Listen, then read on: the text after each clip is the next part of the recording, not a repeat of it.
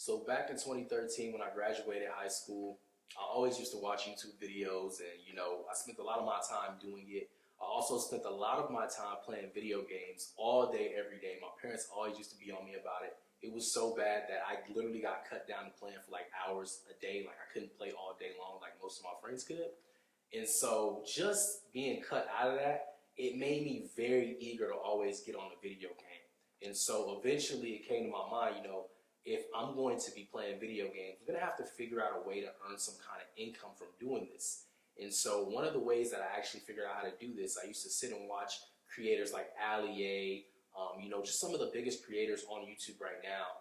And I used to watch them all the time, and I used to just watch them do their gameplays, and I just always wanted to essentially be just like them. And so eventually, I went to college, I was doing my thing, but it just really wasn't a place that I really wanted to be. People always ask me, what am I going to school for? And of course it was for accounting, just following in my father's footsteps. But I never really was interested in doing that. I was always pretty good with math and a really good numbers guy, but it just wasn't something that I was interested in doing for the rest of my life. And so it brought me here to, what do I really want to do? Essentially what ended up happening is I was at the gym with some friends one day. I was still in college. I was at the gym. We were working out, and I got a really bad injury to where I literally was in the hospital my whole entire spring break, right? And so while I was about to go on spring break, there was like this huge final exam I had in this math class that I had to pass. If I didn't pass, I would fail out of this math class, right? And so this math class was very, very hard. I don't even remember. I believe it was like a statistics math class. And so I was taking this class trying to get out of it. And it was probably my third attempt. And if you guys know anything, when it's your third attempt taking a class, if you failed that class at that college, you have to go to another campus. And so because of that, I knew how important this was. Well, when I was in the hospital, I had to tell my professor that I was in the hospital, and he didn't allow me to retake it. He looked at it as an excuse. He already knew that I was a student that was in his class previous time, so he just felt that I wasn't taking it serious, and so he didn't allow me to retake the exam. So while I was in the hospital, I was watching, just YouTube. And, when you're in a hospital, you can't do anything. You can't go out and play with your friends. You can't go out and, go out and just hang out and do those things. You have to literally sit in the hospital bed, wait for the nurse to bring you something, ask for food. So I spent a lot of my time on YouTube in the hospital bed. So essentially what ended up happening while I was sitting there just on the bed, I made a decision that I was going to pursue YouTube. At the time, I wanted to get into sneakers because that's all I was about. But it came to my mind that I couldn't make videos on sneakers because every time a new Jordan release would come out, I would have to spend my money from YouTube on that shoe just to make a video. And just financially and business-wise, it didn't make any sense. And so that actually led me to the gaming side. So I made a sneaker channel. It did pretty good. I got like 5,000 views per video. So then I just decided to make a gaming channel. And the reason why I decided to make this gaming channel is because I knew I had a passion for it, right? And so because I had this passion for this gaming channel, what I ended up doing was just creating video game content based around a game called Grand Theft Auto. I'm sure you guys know the game. And so I started making videos in the Grand Theft Auto niche, and within the first month of me doing it, I made $10,000.